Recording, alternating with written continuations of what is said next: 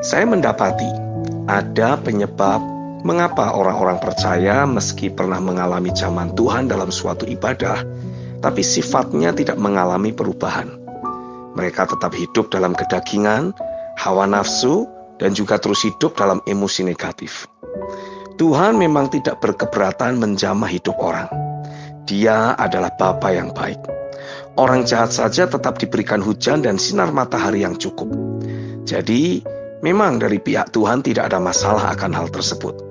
Itu adalah bentuk kedaulatan Tuhan yang tidak bisa diganggu-gugat oleh siapapun juga.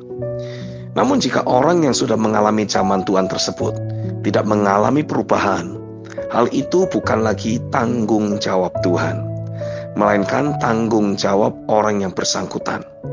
Artinya orang itu memang harus mengubah niat hatinya dari hanya sekedar ingin mengalami lawatan atau zaman Tuhan kepada niat ingin mengalami keserupaan dengan Kristus atau menjadi hidup dalam keilahiannya. Sehingga zaman Tuhan yang ada tidak pernah berakhir dengan sia-sia. Jemaat Korintus merupakan jemaat yang kaya akan aktivitas roh dan zaman Tuhan. Tapi ada di antara mereka yang tetap saja hidup dalam percabulan, bahkan dengan ibunya sendiri. 1 Korintus pasal yang kelima. Begitu juga dengan jemaat Efesus. Mereka sangat dipakai Tuhan dengan luar biasa. Tapi mereka pun akhirnya diselewengkan oleh iblis untuk kembali hidup dalam kedagingan dan hawa nafsu. Efesus pasal 4. Jemaat di Roma pun kurang lebihnya juga mirip. Roma 1 ayat yang kedua. Mengapa itu semua bisa terjadi?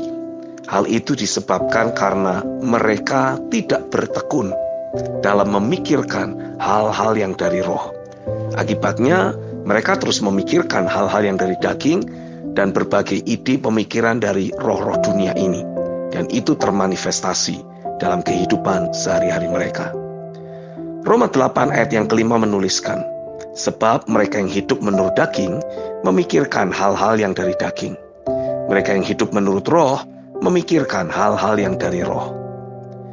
Jadi, ketekunan untuk memikirkan hal-hal yang dari roh merupakan hal yang sangat penting dan fondasional untuk terjadinya perubahan dalam diri kita.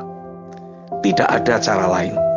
Kita harus mendisiplin diri untuk merenungkan firman, mengimajinasikan dan memperkatakannya sampai ada aktivitas ilahi yang berkobar-kobar dalam batin kita.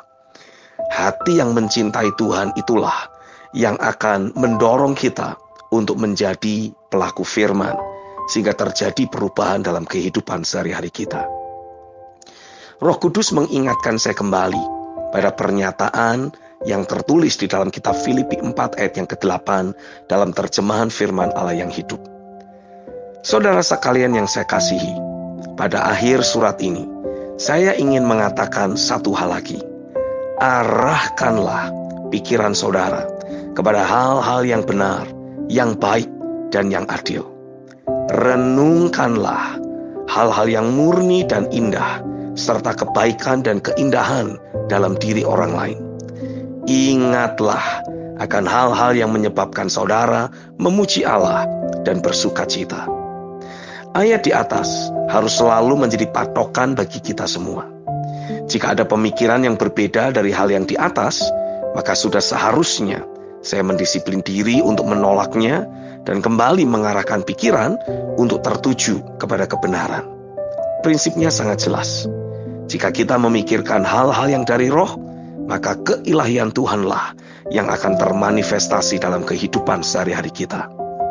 Tapi jika kita memikirkan hal-hal yang dari daging, maka kedaginganlah yang akan termanifestasi.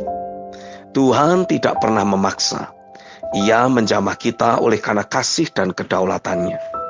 Bagian kita adalah menyadari akan hal tersebut dan mengambil keputusan untuk memikirkan hal-hal yang dari roh saja.